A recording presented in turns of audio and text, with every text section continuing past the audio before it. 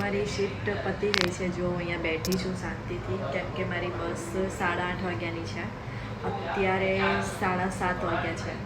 તો 1 કલાક રોડ ઉપર તો ઊભું ના રહેવાય. તો બસ અહીંયા કેર હોમમાં ટાઈમપાસ કરી રહી છું. હમણાં 8 વાગે નીકળીશ અહીંયાથી. 15 મિનિટનું વોક છે અહીંયાથી. તો ચાલતી ચાલતી બસ સ્ટેશને જઈશ, બસમાં બેસીશ અને ત્યાંથી મારું ઘર 40 મિનિટ્સ છે. પાછું ત્યાંથી ચાલવાનું છે. તો હું કલાકે ઘરે પહોંચીશ. 8:30 બસમાં બેસીશ તો 9:30 ઘરે પહોંચીશ. આ મારી ફ્રી મતલબ અમે જ્યારે ફ્રી થઈએ ત્યારે અહીંયા બેસીએ છીએ. હું તમને લોકોને બતાવું. આ તમે જોઈ શકો છો, ચેર પડી છે અહીંયા. અમે લોકો ખાવા બેસીએ છીએ. પછી પેલી બાજુ પણ છે.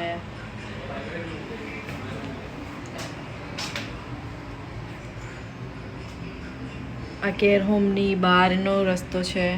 અહીંયા પાર્કિંગ છે, બધા કાર પાર્ક કરે છે.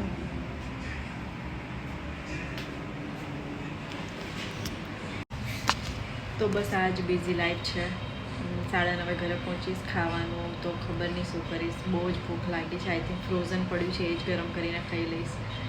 તો ફોરેનની લાઈફ છે ને બહુ જ હાર્ડ છે. બધા કહે છે ને હાર્ડ કેમ છે, તો હાર્ડ એટલે છે કે આખો દિવસ કામ કરવાનું અને ઘરે જઈને સરખું ખાવા પણ ના મળે. તો બસમાંથી ઉતરી ગઈ છું. હવે ચાલતી ચાલતી ઘરે જઉં છું. અહીંયાથી મારું ઘર 20 મિનિટ છે. બસ સ્ટોપથી 20 મિનિટ ચાલવાનું છે. તો ચાલતી ચાલતી જઉં છું. તો આ મારું રૂટીન છે. સવારે હું 6:25 ઘરેથી નીકળી જાઉં છું. 6 વાગે ઉઠું છું. ઉઠીને શાવર લઈને બ્રેકફાસ્ટ કરીને લંચ બોક્સ તો મૂકેલું જ હોય છે ફ્રીજમાં, બસ ખાલી બેગમાં નાખવાનું હોય છે.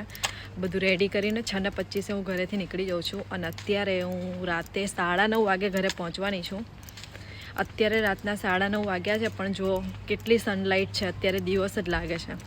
સમરમાં રાતે 10 વાગે અંધારું થાય છે અહીંયા આગળ. રાતે 10 વાગ્યા સુધી આટલું જ અજવાળું હોય છે. જેમ કે તમે ઓલવેઝ મારા વિડીયોમાં જોતા હશો કે રોડ ઉપર તમને કોઈ જોવા નહીં મળે. અહીંયા બધા રોડ આવા હોય છે. કોઈ પબ્લિક તમને જોવા નહીં મળે. બહુ ઓછા લોકો હોય છે, ચાલતા ચાલતા જતા હોય છે.